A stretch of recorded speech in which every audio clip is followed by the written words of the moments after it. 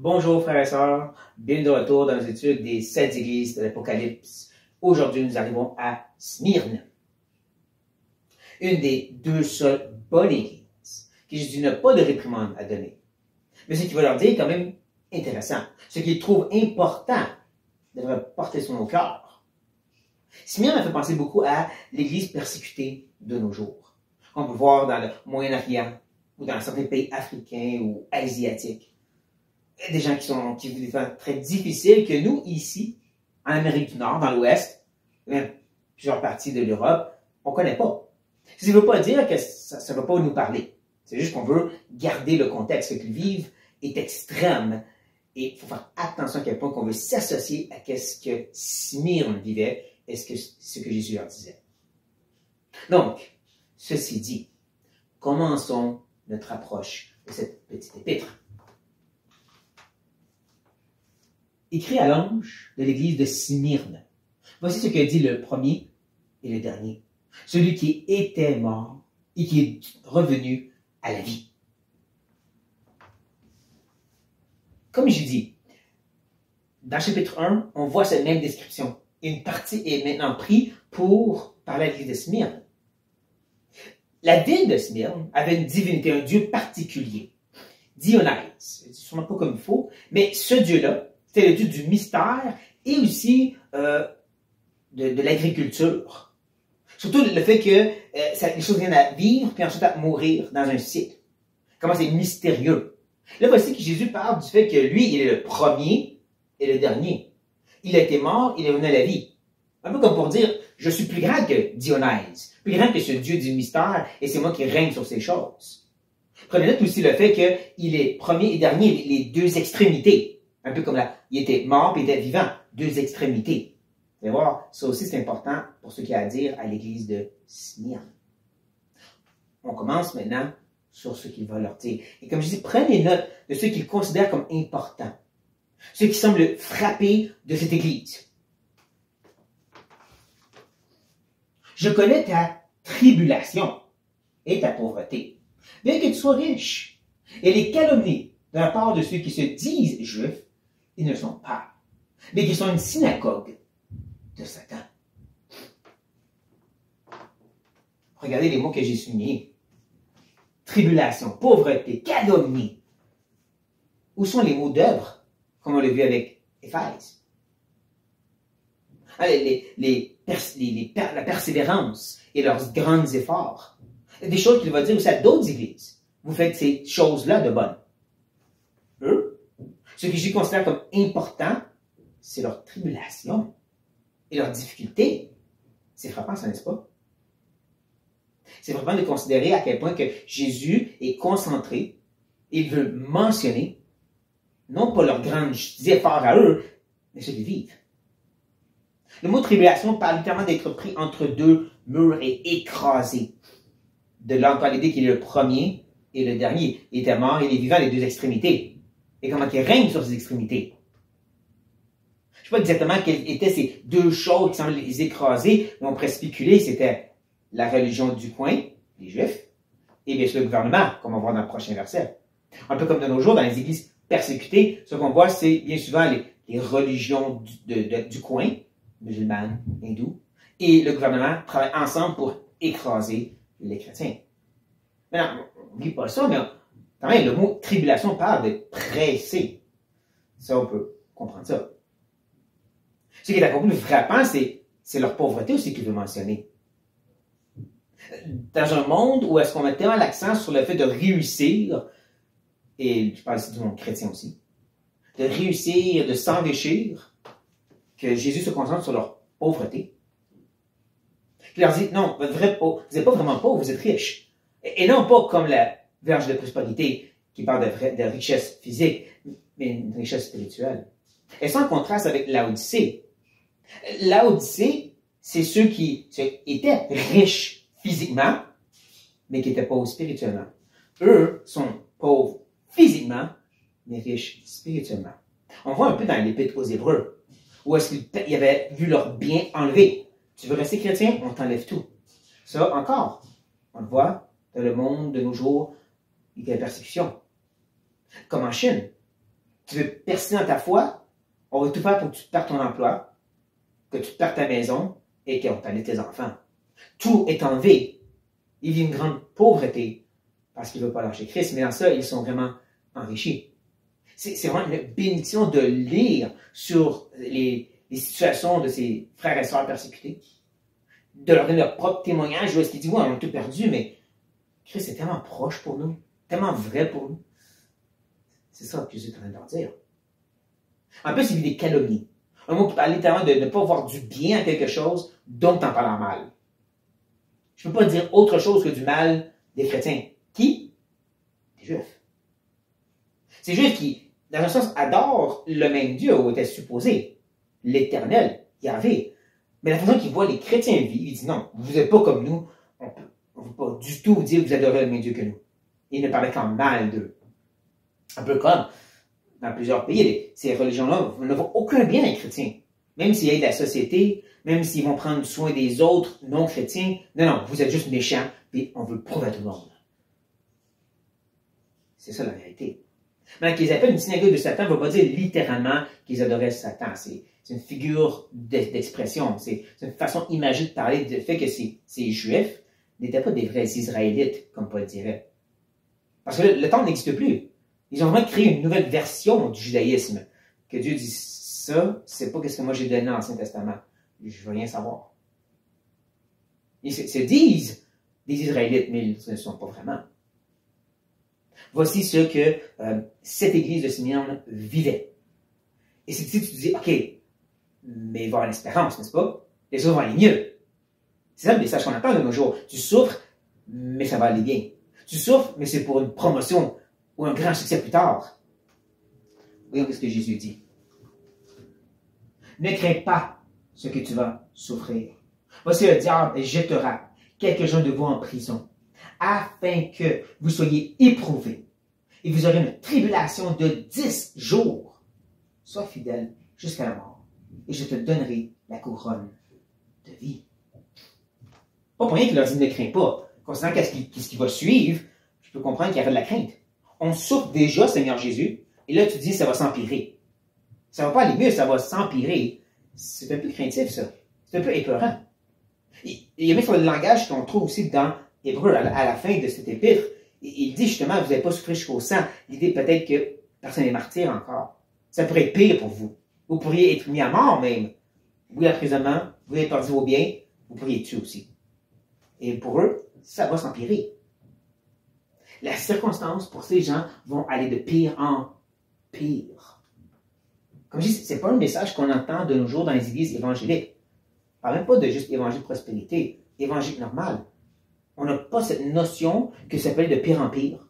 Et ensuite tu meurs, comme ça. Certains vont mourir. Pourtant, c'est ça la réalité. À travers l'histoire et l'Église persécutée de nos jours. Des fois, ça va de pire en pire. Leur famille les rejette, incluant leurs femmes et leurs enfants. Ils perdent leur emploi, ils perdent tout. Ensuite, ils sont mis en prison, puis ils meurent. C'est ça leur vie. Ces gens-là, ils se font dire que quelques-uns vont aller en prison. Ce n'est pas encore le cas, mais là, ça va être le cas.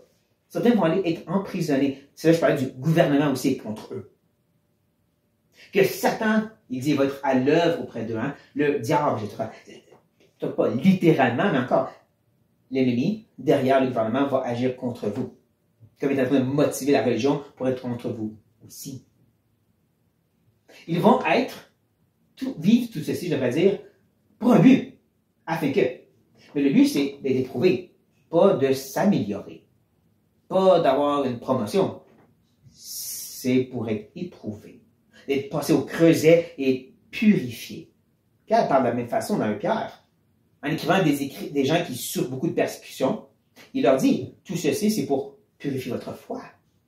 Et en passant, dans toute l'épître de Pierre, jamais il va dire, ça va aller mieux pour vous. Non, il fait juste dire, vous vivez ça pour purifier votre foi. Point. Persévérer. En faisant le bien, en plus. Ils vont être éprouvés par une tribulation de 10 jours. C'est sûrement pas littéralement parce que le chiffre 10 est bien souvent imagé. Le chiffre 10 a une connotation de perfection. Un peu comme quand Dieu dit à Israël dans le désert, vous m'avez tenté 10 fois dans le désert. C'est pas littéralement. C'est probablement plus que ça. L'idée, c'est vous avez été au summum de me tester, de me tenter, de me tomber ses nerfs, en d'autres mots, par vos péchés et vos murmures. Au summum. Et c'est vraiment ça l'idée ici. Pas la seule fois aussi que l'idée de 10 a l'idée du summum. Vous allez être persécuté à la perfection, si je peux dire. Parce que c'est ça le but, c'est de travailler, de nous transformer pour devenir à l'image de Christ. Toute chose concourt au bien de ceux qui aiment Dieu. Point? Non. Verset 29 ajoute que le but, c'est qu'on soit transformé à l'image de son Fils. Et tout ceci, encore, va être exactement ce qu'ils peuvent et doivent vivre, et ça ne va pas être extrême. Dans ces 10 jours, encore aussi cette idée, ça ne va pas être trop, ça va être juste correct pour vous éprouver. Un peu comme Paul dit dans 1 Corinthiens, chapitre 10, verset 13, quand il mentionne « Aucune tentation ou épreuve, test, ne vous est survenue qui n'ait été humaine, ou pour les gens, qui soit normal, si vous voulez. Et Dieu, qui est fidèle, ne permettra pas que vous soyez testés, tentés, au-delà de vos forces. Mais, ça serait trop. C'est juste ce qu'il nous faut. Mais, avec la tentation, le test, il préparera aussi le moyen d'en sortir. Mais ne manquez pas, ce n'est pas le moyen d'en sortir qui est important. C'est un but, afin que vous puissiez le supporter, la supporter. Le but de nous encourager qu'il y a une fin ultime, c'est pour qu'on persévère jusqu'à la fin. Qu'on sache que cette épreuve veut accomplir quelque chose, mais encore, ce n'est pas terrestre. Ça revient d'un texte. Le but ultime, c'est la couronne de vie. C'est ça. Comme il dit, certains d'entre vous vont mourir. Vous aurez la couronne de vie. Rappelez-vous, c'est celui qui a passé par la mort et qui est revenu à la vie. Je vais être là avec vous. Ça ne sera pas épeurant à la mort. Je vais être avec vous. Je vais vous prendre par la main. Je vais vous amener jusqu'à l'autre côté à la vie éternelle. C'est couronne de vie. Il est possible qu'il utilise cette image de couronne de vie parce que les prêtres de Dionyse, lorsqu'ils avaient travaillé dans le temple pendant plusieurs années, à leur retraite, ils recevaient une couronne pour montrer qu'ils avaient été fidèles jusqu'au bout. Il est possible que c'est pour ça qu'il utilise ici cette image spécifique, même si oui, il y a des couronnes aussi dans le reste du Nouveau Testament. Peu importe, l'idée c'est quand même la vie éternelle. Vous allez mourir, mais ce qui vous attend, la fin ultime, ce qui va vraiment être la conclusion de toutes ces épreuves, c'est la glorification. On est éprouvé pour être sanctifié, pour ultimement être glorifié. C'est ça qu'il leur dit. Comme je dis, ce n'est pas un message qu'on entend assez de nos jours. Et que pourtant, c'est le message que Jésus a pour eux. Et c'est ici qu'il va maintenant leur donner cet encouragement. L'encouragement qui devrait persévérer jusqu'à la fin. Et voici votre récompense. Que celui qui a des oreilles entende ce que l'Esprit dit aux églises. Celui qui vaincra n'aura pas à souffrir la seconde mort. C'est quoi le message? Bien, comme on peut voir ici, et vous savez qu'Éphèse, ils sont en particulier à eux. Ça, c'est une partie que j'étais mal compris moi-même. C'est en particulier à eux la façon qu'ils s'expriment avec Éphèse.